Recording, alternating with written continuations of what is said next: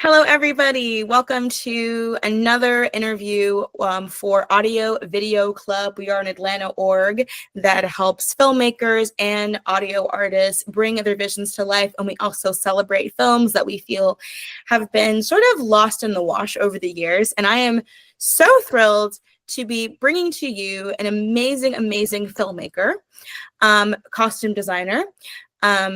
The film that we will be showing on August 14th here in Atlanta, Night Catches Us, is a wonderful, wonderful piece directed by the wonderful Tanya Hamilton.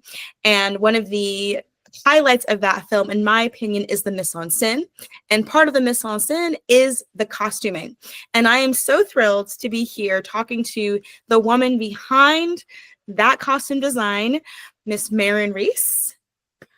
Thank you so much. Just being asked to do this interview has really, I rewatched the film and it reminded me of just working on indie projects, and it has been a while, to be honest. I mean, this was about 15 years ago for me, but I feel like they need to start coming back. We need to figure this out, and we need to start filming more indie projects. For sure. I mean, this film came out in 2010, so it has such a wonderful indie sensibility to it, and I think that there were so many voices emerging at that time, including yourself, How did you get into costume design? And ultimately, how did you end up working with Tanya on Night Catches Us? How did that happen? Well, I went to college for actually jewelry design, and through my studies, I've always been really attracted to clothing and textiles, and I started just like using all that together within my studies. And then I realized when I finished my BFA, I didn't really want to go into jewelry. I wanted to go into film, and I just was drawing me like costumes. Like I actually didn't even realize that was like a profession at that point. I mean, this was like the early 2000s, and for some reason I just didn't like understand that you could work in costumes on films. And so I loved fashion. I loved storytelling, character development, like history, researching, all of those things combined is exactly what filmmaking is, at least for costumes, And with Tanya, we met, I forget how we met, but we were linked for this project. And when I was interviewing for this project and I read the script, and it was so rich and so historical, but really, emotional and character driven. And I just started doing a deep dive. Before I even went for our interview, I had like images and like looks already like pulled up and created for each character of what I was thinking and what was speaking to me about each person. And obviously that shifted as the actors became involved and they were cast, and hearing Tanya's brilliant vision, it all morphs into actually what it becomes. So it's she was extremely collaborative, so I felt like it was going to be a good match after our interview, and it was so I ended up working with her on the project. What was that initial meeting like? Like, was the chemistry clicking? Like, what was going through your mind when you had that initial meeting with her? Oh, it was great. I believe I can't remember if we met in New York City or if we met here. I can't remember. But she was great. Just so thoughtful and so insightful. Like just all the words she used were carefully used, and I just was so impressed with that, and just how much, and also that it was her directorial debut. I mean, that was really excited as a woman and a female filmmaker. It's like definitely want to support and be a part of that. So that was also really exciting. Yeah, absolutely. And you mentioned that you brought photos and things that you were thinking what the characters would wear. I mean, that stuff just lights me up. Like, I would love to just see those notes. I'm curious what some of those initial notes were, if you can remember them. Oh yeah, it was a lot of like deep diving, like a lot of photojournalism, some magazines, local newspapers, street photography, different things going on at the time, especially in Philadelphia. I was living in Philadelphia at the time, so and had lots of friends from Philadelphia, so met with some of their parents and family members and grandparents, and like was going through old photo albums, and friends whose parents had like corner stores at the time, and like different thing, like really interesting, just hearing really interesting backgrounds, like some people who were like adjacent to the movement, not quite in it, but adjacent to it, but like also like working class folks, and just hearing their stories and seeing their pictures and really the dignity behind their neighborhoods. It was such a that's my favorite part. I think of creating a piece is the research. I mean, seeing it happen is also really fun, but like the research is just like so it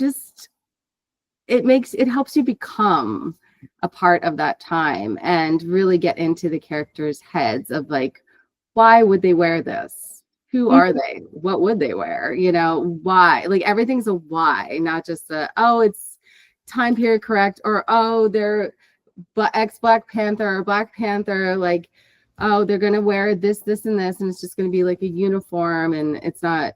It had to come from real people, so it wasn't just like having them wear a uniform. It was having them be authentic individuals within that time period, reflecting that as well, more so with like Dwayne and TT more so than maybe Marcus at this point in the script, and that was really fun to play on the human side of the style and of the time. For sure. Going into characterization, like, what did you envision Marcus wearing, and why did it end up the way that it did? And I'll go to Patricia, but I'll start with him. Totally. Well, Marcus, I mean, he's basically living out of a bag, so that really dictates a lot of choices, like he's living out of a bag. He's been traveling around. Like, he did go home to his family's house where his father has passed away. So did he go in his dad's closet maybe and get some clothes? Like maybe, like Tanya and I discussed that for like possibly for, the cookout. Maybe he went into his dad's closet and was like, let me get something nicer that's not like a t-shirt, that kind of thing.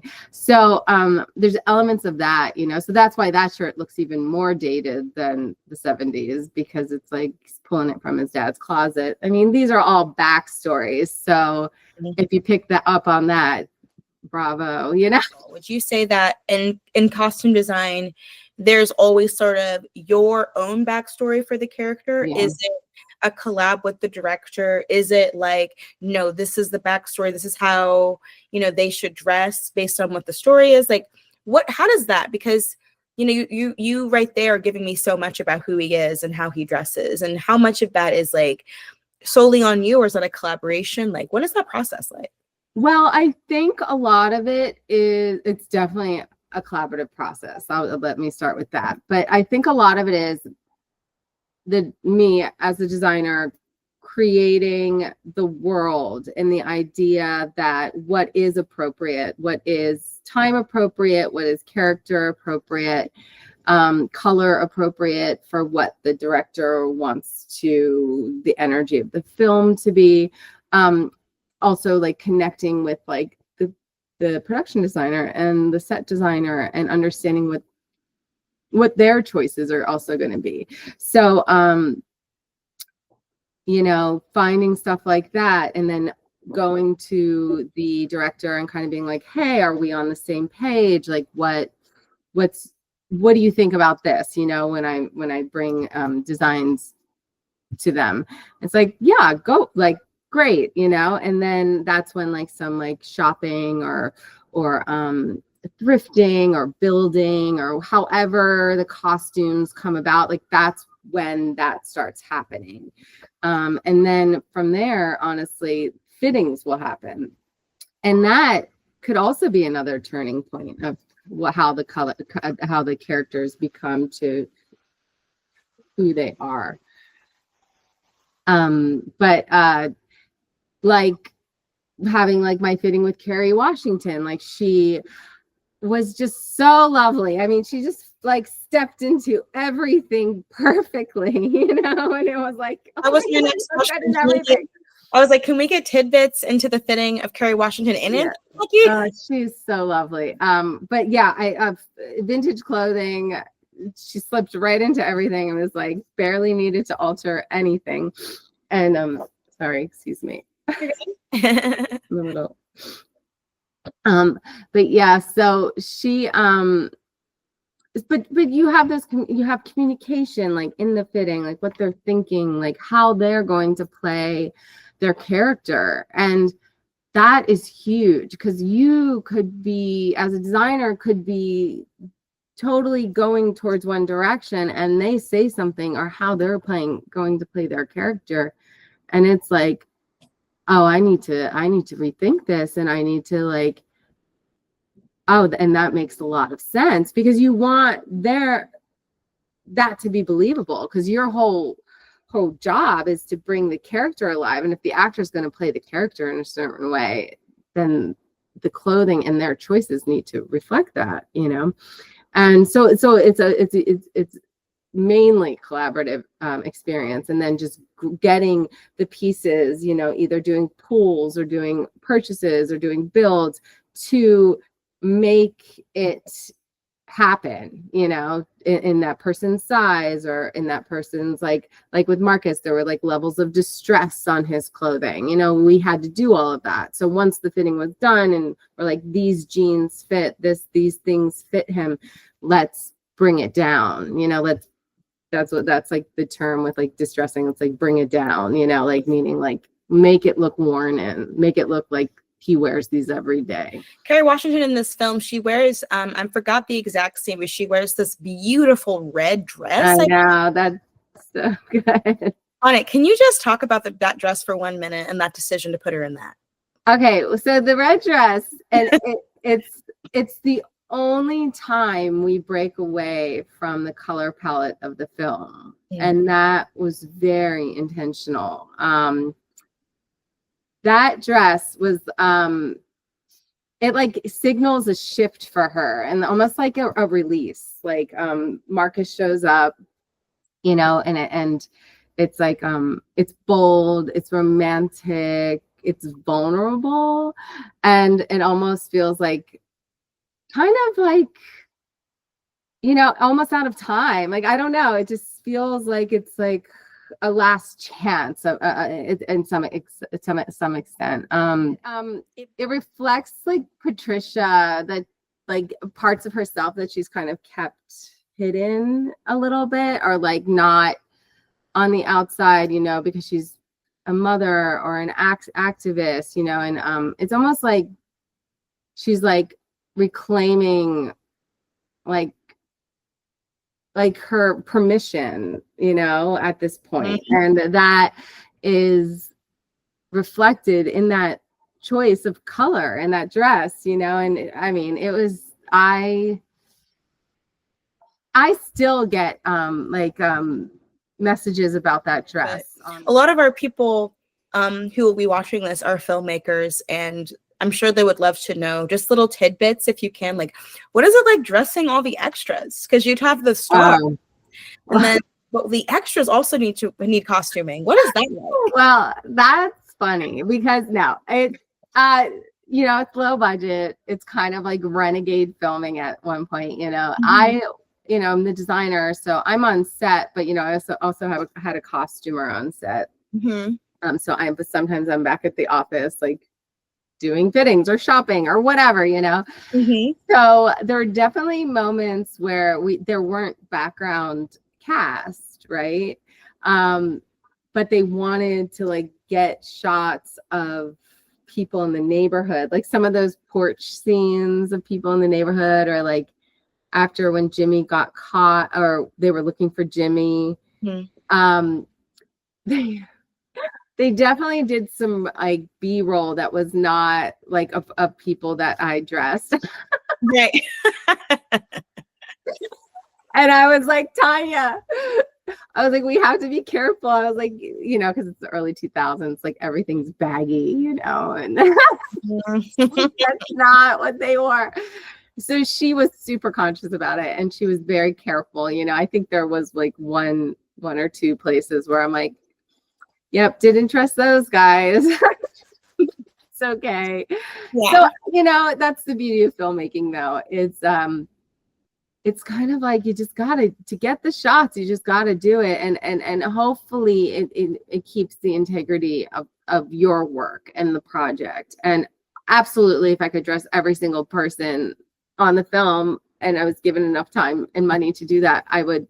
That is always my choice. But you know, sometimes things happen spur of the moment, and it's 11 o'clock at night, and they're like, throw these people in, and you're like, okay, here's a shirt, here's this, does anything fit, you know? And you're just kind of thinking on your feet. Speaking of the hair, I love seeing different kinds of Black hairstyles on screen. And this is the 70s, right? So we're getting afros, we're getting braids, we're getting, you know, we're leaning into the 80s a little bit with some of the pressing of the hair and stuff. But I'm curious, like the hair designer Robin Day and the hairstylist Tamika Davis, was there a conversation between y'all with the outfits and the hair? Was there? Yeah. I mean, absolutely. There always is. So with Patricia in particular, you know, she had different like identities with her character. So sometimes she had her hair like pulled back where she was trying to be more controlled or emotionally guarded, you know, or like she felt like things were starting to spin. You know, when she was at work, she just had her hair beautifully out and just, you know, ready to be in court, you know.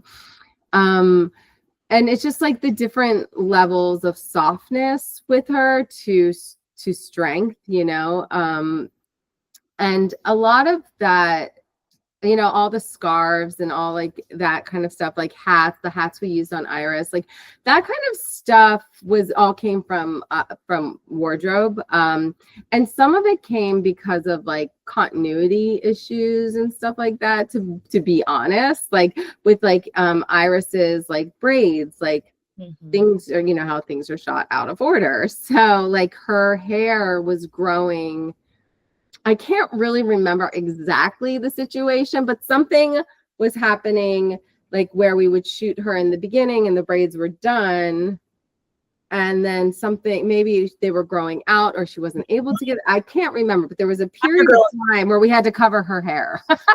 The undergrowth. Short. Yeah. We had to cover her hair for continuity purposes. Yeah. So that's where the hats came in. So you're always working with other departments, especially with those kind of situations, because, you know, it's like that's life, but we have to do continuity. So I think with Patricia, that might have been the same thing. Like we did a few like headbands to like cover some stuff, some work that was needing to be done, you know, stuff like that. Like, but we all sit down and we have a conversation. Who is this person? What do they look like?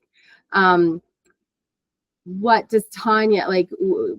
Tanya is like the director is always like the gold mine. It's like, tell us what you're seeing. Tell us what you're feeling, like, especially because she wrote it as well, you know? So it's just like, she knows, she had all the gold. So let's talk about like how she wants to see these people. And I think the combination of me, you know, Robin, Tamika, and Tanya, I think we came up with some really great solves you know, Agree. to the time period and just filming situations. I'm curious. So, you had to address in the costuming labor, class, race, history.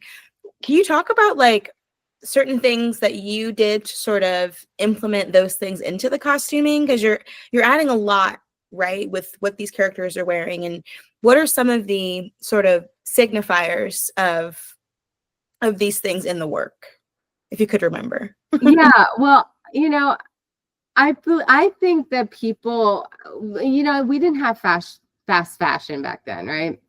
So when people had clothing, there was a lot of like integrity and dignity attached to that clothing.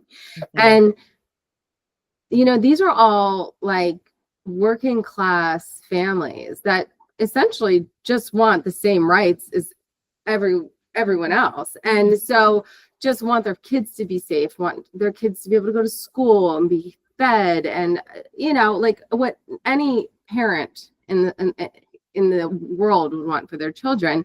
And so it's like, what is the clothing that reflects this? It's like, you know, because you think of the 70s with the big collars and the poly shirts, and yeah, you can do all of that, but is that really what these characters are doing? You know, they're going to work every day. Like Patricia's a lawyer, or they work, you know, TT was the most fun. He worked at the bar, the bartender. And Nakia, he's a great guy, great actor.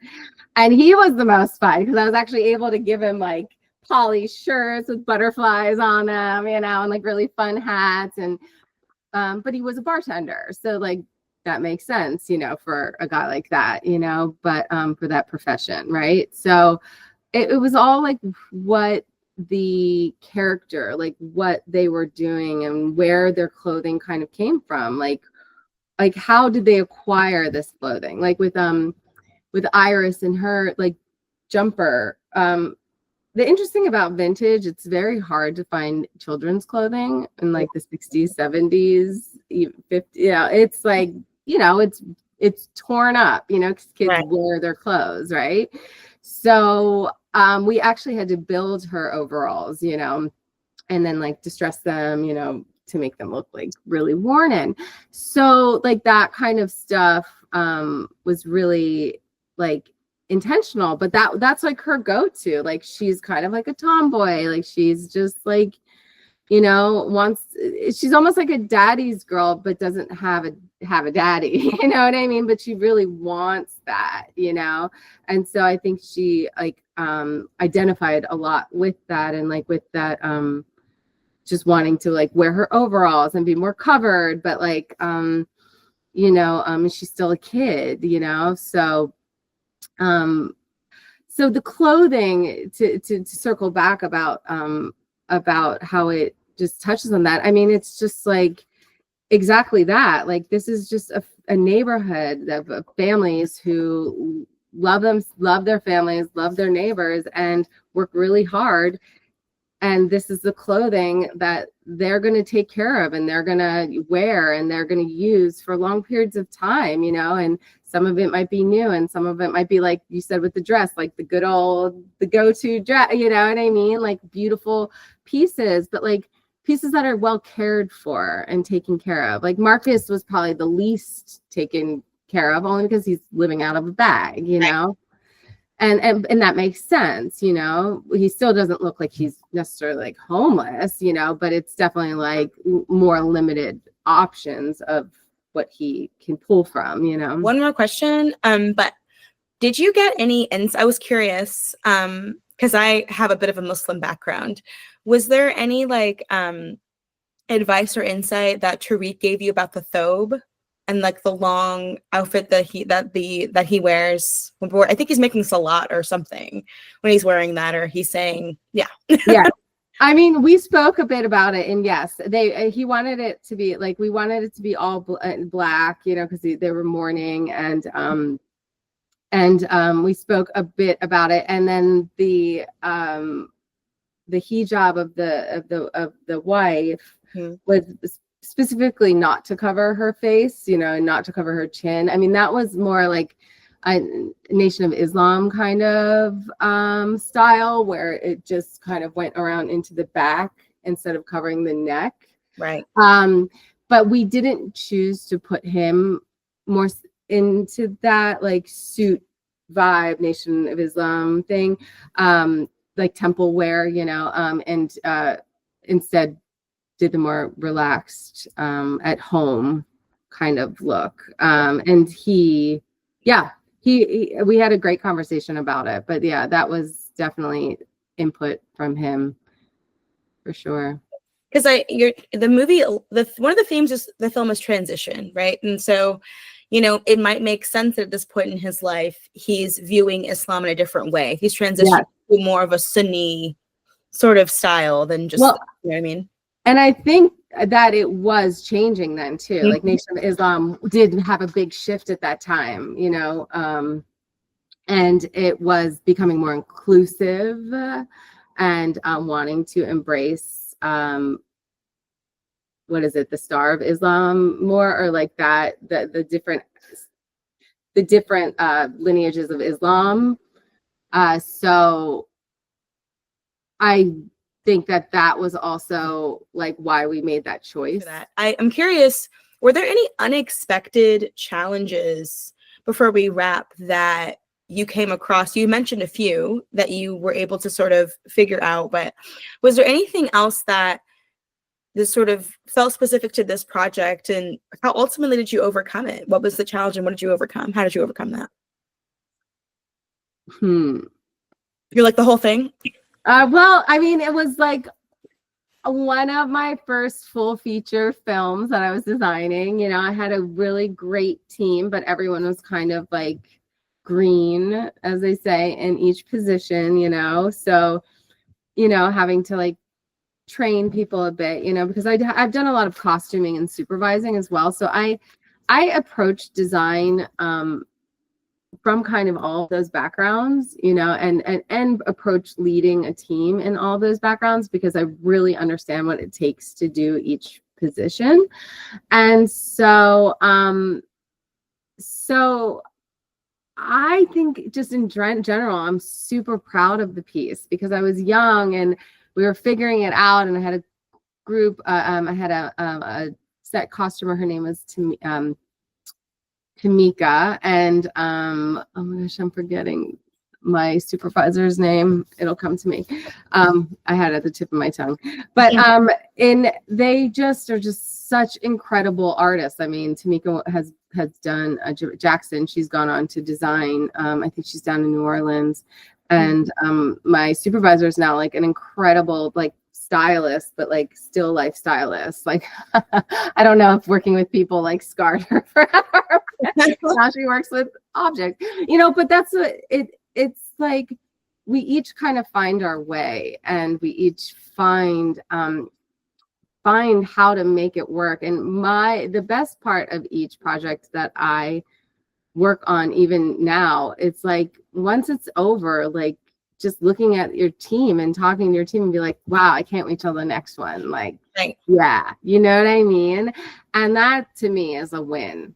Like if we're all looking at each other after like busting our butts, like over X amount of months, and we're like, yes, I can't wait to see you on the next one. Like, yeah, you know, it just, that I think has been that's like one of the real joys of filmmaking, is to the collaborative spirit with working with from the high creatives to like, you know, people just like in the trenches with you, you know.